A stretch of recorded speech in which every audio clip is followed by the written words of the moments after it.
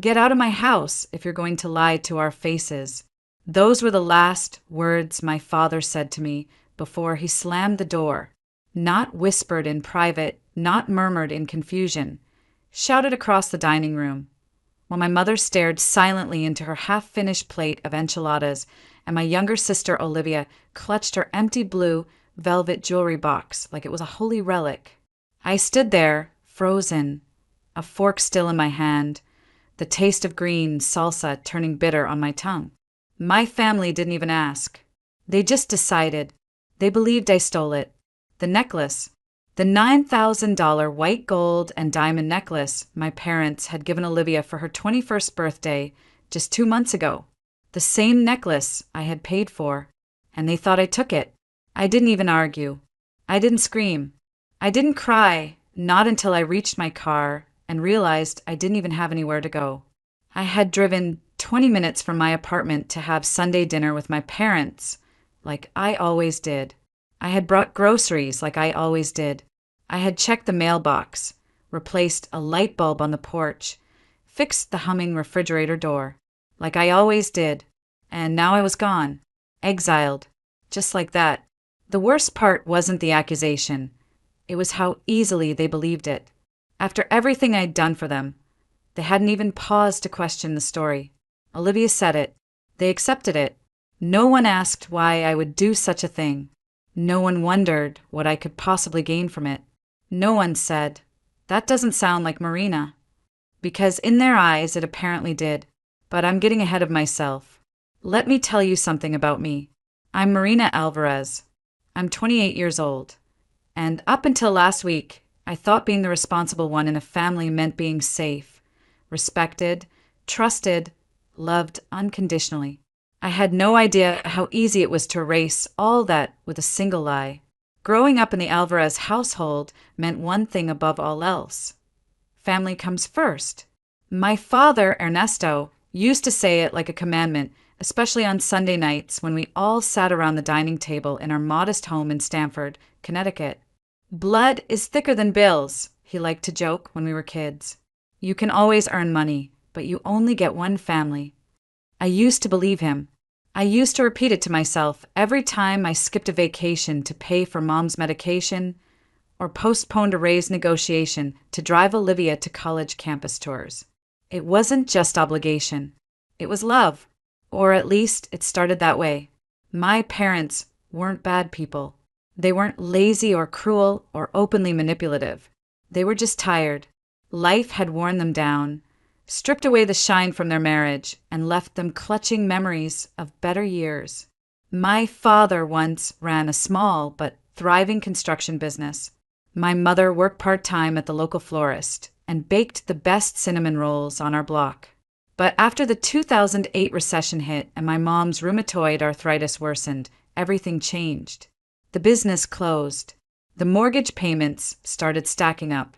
The medical bills arrived monthly, thick as catalogs. They mortgaged the house twice just to stay afloat. I saw it happening. I was 17 at the time, old enough to understand, young enough to feel helpless. Olivia didn't see it at all. She was only 10. Our parents went out of their way to protect her from reality. While I worked part-time jobs and applied for scholarships, Olivia got birthday parties with rented ponies and a brand new Honda Civic at 16. I never blamed her for that, not then.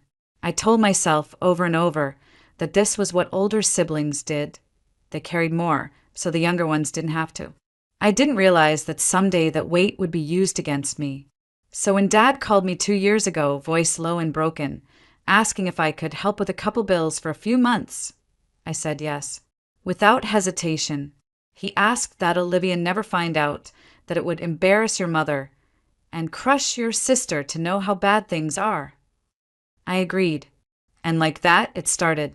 At first, it was just the mortgage, then the utilities, then the property taxes, then Mom's treatments, and then Olivia's college tuition. I paid it all, quietly, faithfully, without a single thank you card or acknowledgement. I just kept going, telling myself I was doing the right thing, that this was what family meant. And yet here I was on the cold pavement outside the house I had financially carried for years, being accused of stealing the very thing I had bought, a $9,000 necklace. I had worked extra shifts to cover that birthday gift, had delayed my own dental work that month. I had even picked it up myself from the boutique, wrapped it in the blue velvet box, and handed it to my dad so he could surprise Olivia at her dinner. Now it was gone, and so was I. They didn't just lose a necklace that night, they lost me. I used to think I was lucky, not in the lottery ticket, lightning strike way, but lucky in the quiet, practical sense, born to decent people in a quiet town, with a roof over my head, clothes on my back, and 2 parents who tried. It wasn't glamorous, but it felt solid, reliable.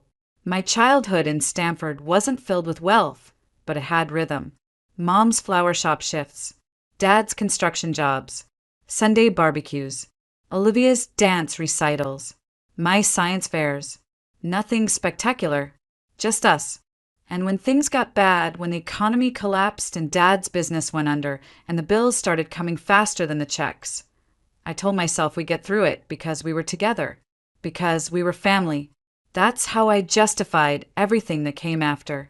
I was 17 when Dad laid off the last of his crew, 18 when the foreclosure notice came in the mail, 19 when Mom's hand started swelling so badly she couldn't open a jar, and she cried because she couldn't braid Olivia's hair for school. I was also 19 when I got into college on partial scholarship and started waitressing at night to cover the rest. Olivia was 12 and still going to soccer camp. I didn't question the imbalance. I accepted it the way people accept gravity, inevitable. By 21, I was sleeping 5 hours a night, studying computer science, and sending home gas money. By 23, I'd graduated and landed a job at a growing tech firm in New Haven. I cried in the parking lot the first day, not because I was scared, but because I knew I could finally help more.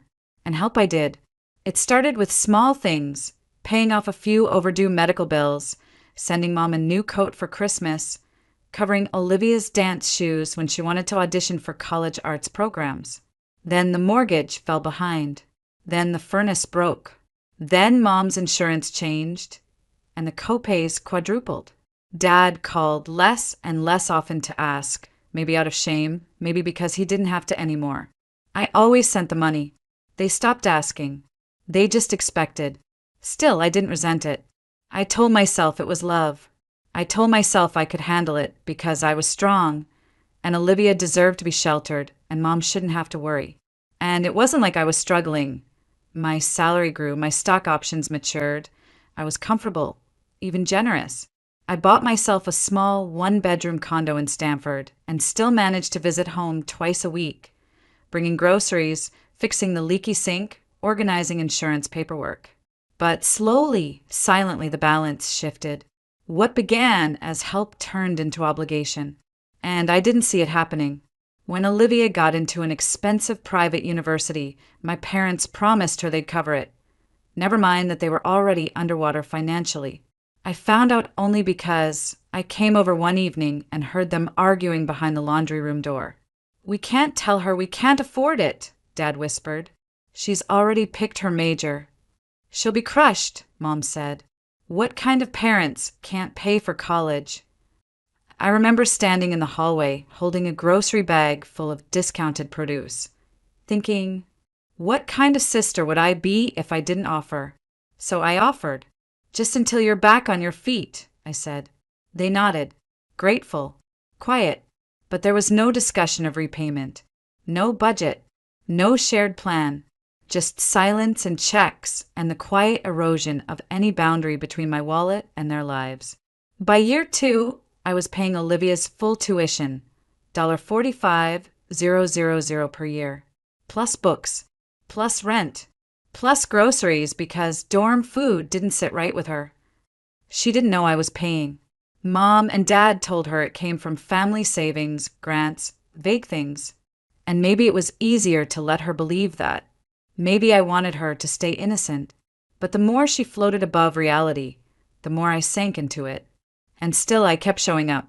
Every Sunday, 6 p.m. sharp, I'd walk through the front door of the house I was paying for, carrying takeout or Tupperware, smiling at Mom in the kitchen, hugging Dad in the den, listening to Olivia chatter about professors and party themes and how the financial aid office is such a pain. I laughed. I nodded. I said nothing. The week before her 21st birthday, she said she wanted a necklace she'd seen downtown. White gold with inset diamonds. It's a little pricey, but it's like heirloom material, you know. She smiled brightly at Dad. Don't worry, I know you'll figure it out. He called me the next day. I didn't ask questions. I just transferred the money. That necklace wasn't just a gift. It was a symbol of how far I was willing to go to hold this family together.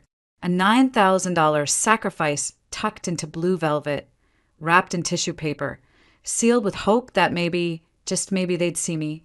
They didn't. When it went missing, they didn't even ask if I'd seen it. They just looked at me, and I knew. They say love is selfless, that when you give to someone you care about, you shouldn't expect anything in return. And I used to believe that. For a long time, I believed it so fiercely that I wore my sacrifices like armor, thinking they made me noble, thinking they meant something. But the truth is, when you give everything and get nothing, you don't feel strong. You feel invisible. That birthday dinner was supposed to be special. Mom had made Olivia's favorite garlic butter steak with asparagus and her triple chocolate cake. Dad poured wine. I arrived early, helped set the table, even washed the crystal glasses Olivia liked. I had picked up the necklace myself from the boutique downtown, asked them to gift wrap it, added a handwritten tag that said, "To our shining star." I gave the box to Dad in the kitchen and said, "You do the honors." He grinned and nodded. No one asked if I wanted to be the one to give it. When Olivia opened the box, her reaction was everything I'd hoped for. She squealed, clutched the necklace to her chest, and jumped up to hug our parents. "You're the best," she cried. "Seriously, this is unreal. I don't know anyone whose parents would do something like this." I took pictures. I smiled. I laughed when she asked Dad to help fasten it around her neck. She spun toward the mirror and gushed about how sparkly it looked. I remember catching my own reflection in the mirror behind her. Half smile, wine glass in hand, the older sister in the background. Always in the background. She never looked at me, never thanked me. Of course she didn't know, but still. Later that night, after we cut the cake and opened more presents, I walked to my car with a gift bag containing a soft gray sweater and a $25 Target gift card. "It's not much," Mom had said, "but we know you don't like a fuss." And I had smiled. Of course I had. I always smiled. That night, in my apartment, I hung the sweater in my closet next to last year's sweater and the one from the year before. Different colors. Same silence. Still, I told myself this was fine. Olivia was happy. My parents were happy. The house was warm. The lights stayed on. Mom had her medication. Olivia had her future. I had usefulness. And sometimes that felt like enough. Then came Sunday dinner. 2 weeks after Olivia's birthday, we gathered as usual. Mom made enchiladas verdes her specialty. I came early to help with the prep. Dad and Olivia were in the living room watching basketball. Everything felt normal, cozy easy, until Olivia set down her fork halfway through dinner and said, "Has anyone seen my necklace?" The table fell silent. She reached up instinctively to her collarbone, the diamond one. "From my birthday. I was going to wear it tonight, but it's not in the jewelry box." Mom blinked. "Did you check your dresser?" Olivia nodded. "I always keep it in the blue box. It's not there." I leaned forward. "When was the last time you wore it?" "Last weekend. Melissa's party. I put it back as soon as I got home." Dad frowned. "You sure? You were pretty tipsy that night." "I wasn't that drunk," Olivia huffed. "I know I put it away." The search began. We checked her bedroom first. Every drawer, every purse, under every pile of clothes. The bathroom, the kitchen, the laundry room. Olivia grew more agitated with each passing minute. Her voice sharpened. Her movements turned frantic. And slowly, I felt the shift. She started following me with her eyes. When I opened the linen closet, she stood just behind me. When I offered to check the guest room, she said she already had, even though she hadn't.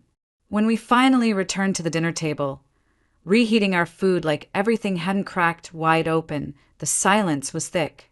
"You were in my room earlier, weren't you, Marina?" Olivia said suddenly. I looked up, startled. "What?" "I thought I saw you coming out when I went upstairs." "I went to the bathroom once.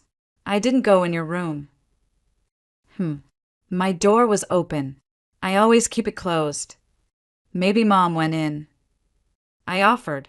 Mom shook her head. "No, I didn't do laundry today." The implication wasn't loud. It didn't need to be. "I didn't take your necklace," I said calmly. Firmly. "Why would I?" "It's a $9,000 necklace," Olivia replied. "It doesn't just disappear." I stared at her. "Well, it didn't disappear into my pocket." Dad cleared his throat. "No one's accusing anyone, but it is strange." I looked at him, at my father, the man whose mortgage I'd paid every month for 3 years. I felt something cold settle in my chest, and for the first time in my life, I felt like a stranger at that table. I barely slept that night. Every time I closed my eyes, I saw Olivia's face across the table. Innocent, but just a little too practiced. Her voice, just a little too controlled. Her accusation hadn't been direct, but it didn't need to be. The seeds had been planted. She knew it. I knew it. And from the silence on my parents' faces, I could tell they knew it too. Around midnight, I got the first text. "Just so you know, I've looked everywhere. It's definitely not in the house." I stared at the message. My thumbs hovered over the screen. Then came the second. "If you took it as some kind of joke, it's not funny anymore. Just give it back and we'll forget about it." My heart dropped. "Not if you know anything." "Not, I'm scared. Can we talk?" No. She had already decided. I typed a dozen replies, deleted them all. Finally, I sent, "I didn't take your necklace, Olivia. I would never do that to you. I hope you find it soon." Her reply came in seconds. "Whatever. Just know Mom and Dad are really upset." Sleep never came. I stared at the ceiling until the morning light filtered through my blinds, every hour sharpening the ache in my chest. How did this happen? How did I become the villain in a story I never agreed to be part of? At 9 a.m., I stopped waiting. I needed to face it head on. Clear the air. Talk to them. Surely, in person, they'd remember who I was, what I meant to them. Surely, face to face, this would all fall apart. I pulled into the driveway just after 10. The house looked the same. White siding, faded blue shutters. My car had helped pay for the new gutters last fall. That thought hit harder than it should have. Inside, the air felt thick. Mom was at the sink, scrubbing dishes like they'd personally offended her. She barely looked at me. Dad sat at the table, coffee in hand, newspaper untouched. "Where's Olivia?" I asked. "Upstairs," he said flatly. "She's been tearing apart her room all morning." I forced a smile. "Look, I understand everyone's upset, but I need to say it clearly. I didn't take that necklace. I have no idea where it is." Before Dad could respond, Olivia appeared in the doorway, holding the now infamous blue velvet box empty.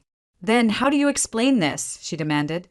"I found it in your old bedroom, shoved under the bookshelf." My mouth went dry. "That's impossible. I haven't been in that room in weeks." "Well," she said, eyes gleaming, "the box didn't walk there on its own." Dad stood up slowly. "Marina, if you're in trouble, if something's going on, you should have just told us." I blinked. "In trouble?" He looked almost offended. "You don't need to sneak around and steal from your own sister." The absurdity hit me so hard I almost laughed. Steal from my sister? The girl whose entire education, car, and lifestyle were funded by me? The girl who never once had to think about how bills were paid? "This is ridiculous," I said. "I make more than enough money to buy 10 of those necklaces. Why would I steal one?" Then how did the box end up in your room? He snapped. It's not my room anymore, I said. I haven't lived here in years. Anyone could have put it there. I didn't say it. Not yet. But we all knew who anyone could be. Olivia gasped, wide-eyed and dramatic. Are you saying I planted it? Why would I do that? Mom finally turned around. Please, let's not fight. But Dad wasn't done. The explanation is clear. Someone took that necklace, and all signs point to you. I stared at him. My own father. I felt my face burn with humiliation and disbelief. What signs? I asked. A box? That could have been moved by anyone?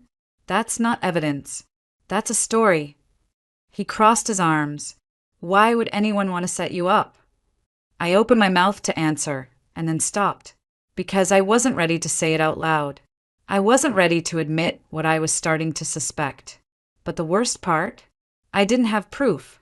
I don't know, I said quietly, but I know I didn't take it. There was a long pause. Then I spoke again. Let's check the cameras. We'd installed a basic security system last year, one of those doorbell setups with cloud storage.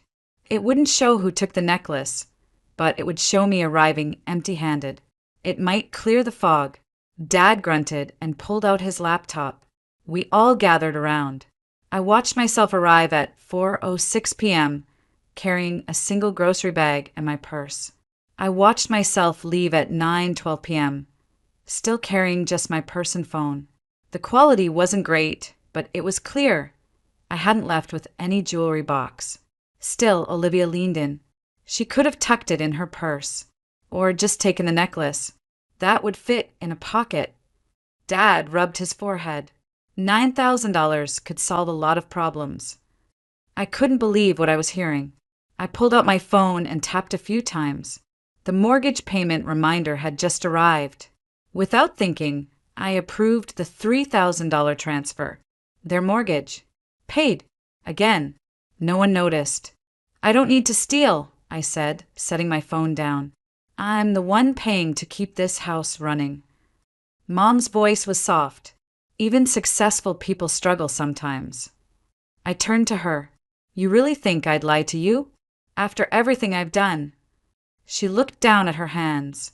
I had my answer, and I wasn't sure if I'd ever recover from it. I left the house with my breath caught somewhere between my lungs and my throat. I don't remember walking to the car. I don't remember turning the ignition. I just remember gripping the steering wheel so hard my knuckles turned white, and still, my hands wouldn't stop shaking. I wasn't angry. Not exactly. Not yet. What I felt was something colder, deeper, like something vital inside me had snapped, not from tension, but from exhaustion, from years of trying too hard to be everything for everyone, and ending up as the villain anyway. I sat in the driveway for several minutes, too numb to drive. Then, as I adjusted the mirror to reverse out, I caught a glimpse of the upstairs window, Olivia's window. She was there, watching, our eyes locked, and for the briefest moment I saw it. Not guilt, not fear, not confusion, satisfaction. It was gone in a blink, replaced with a blank stare, but it had been there. The corner of her lips, the tilt of her chin, the tiny glint of victory in her eyes. That's when I knew. This wasn't a misunderstanding. It was a setup, and she had won. The realization didn't make me cry. It didn't make me scream. It made me quiet, dead quiet, the kind of quiet that comes when you stop hoping something will be different, the kind that creeps in when you finally accept they were never going to choose me. I drove home in silence, parked, walked upstairs, didn't turn on any lights. I sat in the dark on my living room floor and let the stillness surround me. And then I opened my laptop. At first, I just stared at the screen. But slowly my fingers began to move. Spreadsheet.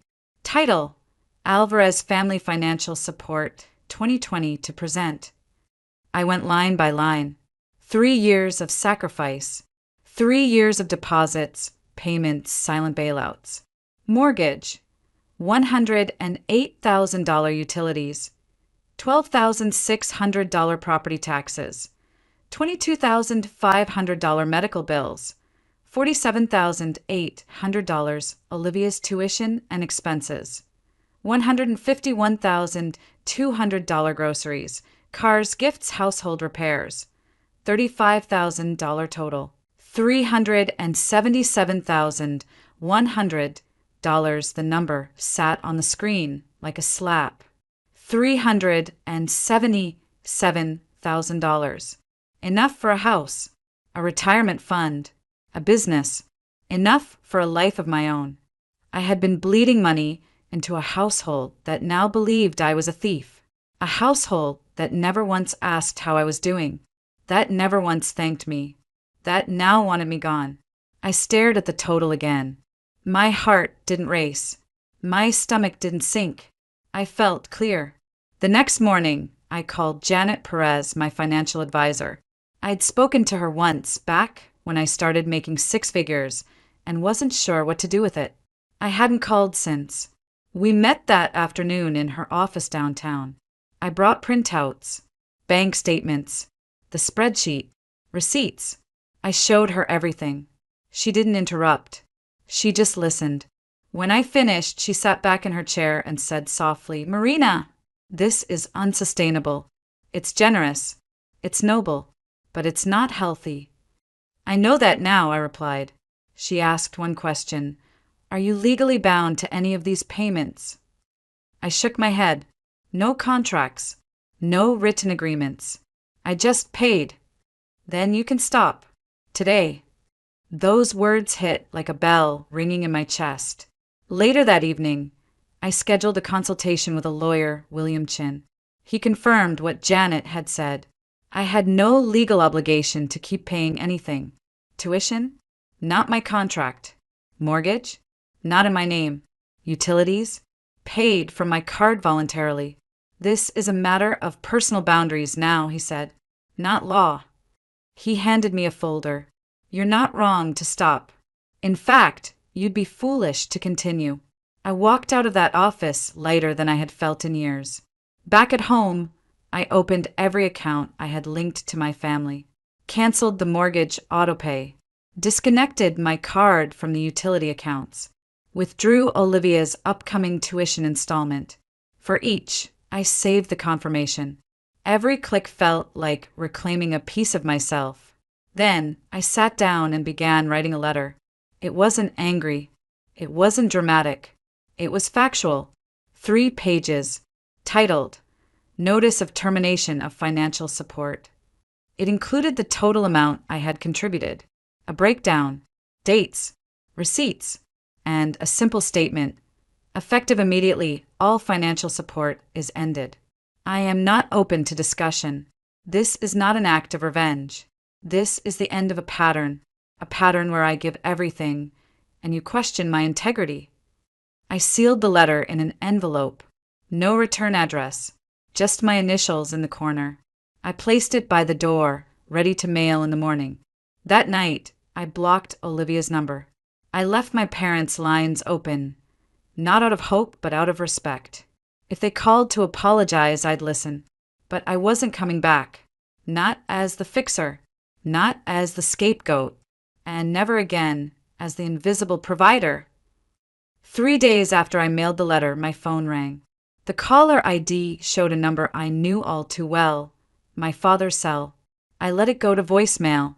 I wasn't ready, but curiosity pulled me back an hour later. I sat on the couch, phone pressed to my ear, listening to his voice fill the room. "What the hell is this, Marina? Some kind of joke?" His tone was sharp, accusatory. "You can't just pull out without warning. The mortgage is due next week. Your mother's insurance only covers part of her prescriptions. Olivia's tuition," he stopped himself mid-sentence, then snapped, "This is childish. You're punishing us because we called you out about the necklace." I almost laughed. Punishing them? No. I had been punishing myself for years. When he paused, I hit redial. He answered on the first ring. "This isn't a joke," I said calmly. "Everything in that letter is true.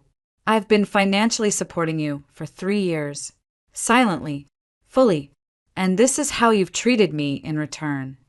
You're doing this because you're mad, he snapped. No, I said. I'm not mad. I'm done. He scoffed. We relied on that money. Yes, I said. You did. Without asking where it came from. Without thanking me. Without telling Olivia that her entire lifestyle was paid for by the sister she accused of stealing. A long pause followed. Then he said quietly, What do you mean, accused? She didn't accuse. She just couldn't find the necklace. She had it, I replied. The night you all confronted me in the driveway. I saw it, reflected in her phone screen. She tucked it under her collar. She staged the whole thing. He didn't respond. You didn't even consider I could be innocent. Not once. He cleared his throat. Even if that were true, you can't just cut us off. I already did, I said and hung up. Hours later, my mother called. Her tone was different, softer, shakier. Rebecca, she began and then caught herself. Marina, please, the mortgage company called. Olivia's school called. We didn't know everything you were doing. You never told us. That's the problem, Mom, I replied. I shouldn't have had to. We're your family. No, I said gently. Family protects each other. Family trusts each other. You believed I was a thief. You let Olivia plant that box and stood by as Dad threw me out. It was a mistake, she whispered. We were upset. People say things they don't mean. But people also reveal what they truly believe when they're upset, I said. You didn't defend me. You didn't hesitate. And now that the money's gone, suddenly you're sorry. There was silence on the other end. I'll cover Mom's medication for 1 more month, I added. After that, you'll need to find another solution. Marina, I'm not heartless, Mom. I'm just done being used. That night, I received 10 texts from Olivia. They weren't apologies. They were tantrums. You're so dramatic. I didn't make you pay for anything. Good luck being alone for the rest of your life. You'll regret this. I read them all. Didn't respond. The next day, I got a call from the university's financial office. Olivia's payment hadn't gone through. I told them, politely, to contact her directly. The fallout continued for days. Voicemails from Dad, emails from Mom, a Facebook message from my aunt, a guilt-ridden wall of shame trying to knock down the boundary I had finally drawn. But I didn't move. For the first time in years, I chose myself. No more auto payments. No more cover-ups. No more pretending love meant quiet sacrifice. 3 weeks later, my mother texted and asked to meet for coffee. I said yes. Neutral location. Public place. 30-minute limit. When I arrived, she looked older, like the stress had finally caught up with her. She held her coffee cup with trembling fingers and said, Olivia confessed. I didn't react. She admitted everything. She said she hid the necklace, that she planted the box. She was jealous of how we always talked about you. She wanted to take you down a notch. She succeeded, I said simply. We should have trusted you. You should have. Mom looked down at her hands. I'm sorry. Are you sorry I was hurt? I asked. Or sorry you lost the money? She didn't answer. That's what I thought. I stood to leave. Marina, she said softly. What now? I don't know, I said. But whatever comes next starts with me. I left that cafe without looking back. Not out of anger, but out of resolve. There had been a time when I would have clung to that apology like a life raft. I would have heard my mother say, I'm sorry, and rushed to fill in the silence with forgiveness, with comfort, with an offer to help just one more time. But not anymore. This wasn't about punishment. This was about balance. That night, back in my apartment, I sat at my desk with the windows open and a breeze cutting through the quiet. I reopened my spreadsheet, not to obsess over the past, but to plan the future. For once, I could look at my bank account and feel like the money in it belonged to me. I started by increasing my 401k contributions, opened a new savings account strictly for emergencies, scheduled a meeting with a financial planner about real estate investment. I finally began to build something for myself. But the financial repair was only half the healing. 2 weeks later, I began therapy. Dr. Lena Thompson specialized in family systems and boundary trauma. She was calm, grounded, and never once told me to just forgive and move on. In fact, in our first session, she said something I'll never forget. What your family did wasn't just a mistake. It was systemic disrespect. They used your silence as permission. She explained how I had been unconsciously cast in the role of the responsible one. How that role, once internalized, becomes a trap. You begin to believe that your value comes only from service, only from sacrifice. They didn't ask how much you were giving, she said, because they didn't want to know. That ignorance allowed them to maintain the illusion that they weren't dependent on you. I sat there in stunned silence, because it was true. They had used my absence of complaint as proof of consent. Over the next few weeks, I met with her regularly. We worked through my guilt, my grief, the shame I hadn't known I carried, not for being accused, but for letting it all go so far, for believing I needed to earn my place in my own family. And slowly, I let go of the narrative that said I had to be their savior to be worthy of their love. I also rebuilt my life beyond work. I joined a local women's hiking group, volunteered on weekends teaching coding basics at a nonprofit boot camp for girls, reconnected with old friends, laughed more, slept better. It was strange at first. Having time, energy, money, autonomy. No one texting me last minute to cover a dentist bill. No middle-of-the-night panics about tuition. No monthly drain into a house that saw me as disposable. Just me. And then something even stranger happened. I began to feel joy again. I took a weekend trip to Maine alone, watched the sunrise over rocky cliffs, coffee in hand, and cried. Not from sadness, but from the release of a burden I hadn't realized I'd carried since I was 17. Around the same time, my parents finally downsized. They sold the house, my house, and moved into a smaller apartment on the other side of Stamford. Dad picked up weekend shifts with an old friend in construction. Mom started working part-time at a local florist. They learned to budget, to call the bank themselves, to ask each other for help. Olivia, from what I heard through mutual connections, had dropped 2 classes but picked up shifts at the campus bookstore. She now paid part of her rent. She had cut back on her social media posts, and her feed, once full of luxury and aesthetic brunches, now showed simple things. Study sessions, coffee mugs, the occasional selfie with no filter and tired eyes. Then came the letter, a handwritten envelope in my mailbox. No return address, just my name in Olivia's handwriting. Inside, 3 pages. I did it, she wrote. I planted the box. I lied. I knew you hadn't taken it, but I wanted to knock you down.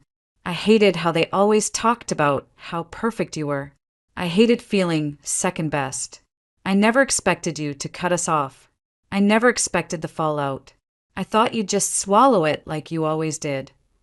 She ended with, I don't expect you to forgive me, but I wanted you to know. I see it now. What you did. What it cost you. What it cost us. For a moment, I didn't know what to feel.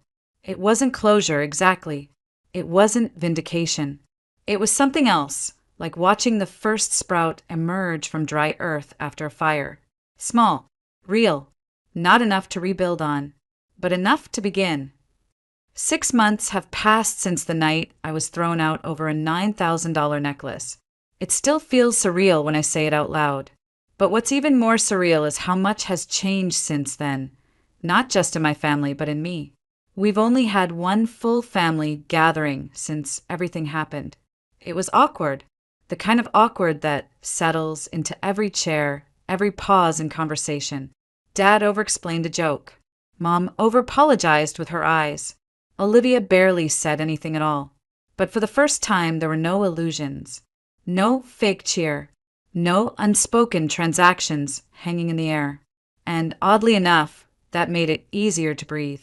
Olivia is still in school, working part-time. I hear she's managing her own expenses now.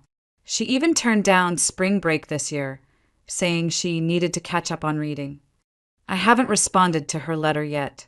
Not because I'm angry, but because I'm not ready. Forgiveness isn't a switch. It's a landscape you walk toward at your own pace. As for my parents, they've adapted more than I thought they could. Dad started attending community college night classes in project management. Never too old to learn new tricks. He grunted one afternoon when we ran into each other at the grocery store. Mom still works part-time at the florist. Her hands a little steadier now, thanks to new medication. Paid for by her own insurance. I did agree to help with one thing, a specialized prescription that wasn't covered. But I made the terms clear. It would be sent directly to the pharmacy. It would be reviewed every 3 months. And most importantly, it would end immediately if my character was questioned again. They agreed. No arguments. No guilt tripping. Maybe they were finally learning, too. My relationship with them isn't what it was before, but maybe that's a good thing. What we had before was based on silence and sacrifice. What we have now is cautious, fragile, and honest. I can live with that. As for me, I've never been more grounded. I have savings now. A plan. I'm investing in my future. I've started leading workshops at the coding boot camp, helping women like me, overlooked, overused, but still standing, find power in their skills. I've made new friends, taken real vacations, bought a secondhand kayak, and learned to paddle on weekends. The more distance I get, the more I see it clearly. This wasn't just about a necklace. It was about what we think love should look like. For so long, I believed love meant giving until it hurts. But real love doesn't demand you erase yourself. Real love doesn't shame you for drawing a line. Real love doesn't abandon you at the first accusation. And here's what I've learned. Boundaries aren't selfish. Self-respect isn't revenge. And sometimes the most loving thing you can do is walk away. To anyone who's listening, who's been the dependable one, the quiet giver, the person whose worth has been measured only by how much you can endure, this is for you. You deserve to be seen. You deserve to be heard. You deserve relationships where you don't have to prove your goodness with every dollar, every favor, every self-erasure. It took me nearly a decade to learn that lesson. But now that I have, I'll never go back. Because for the first time in my life, I'm not afraid of being alone. I'm afraid of losing myself again. And I won't. Not for family. Not for guilt. Not for a necklace. Not for anyone.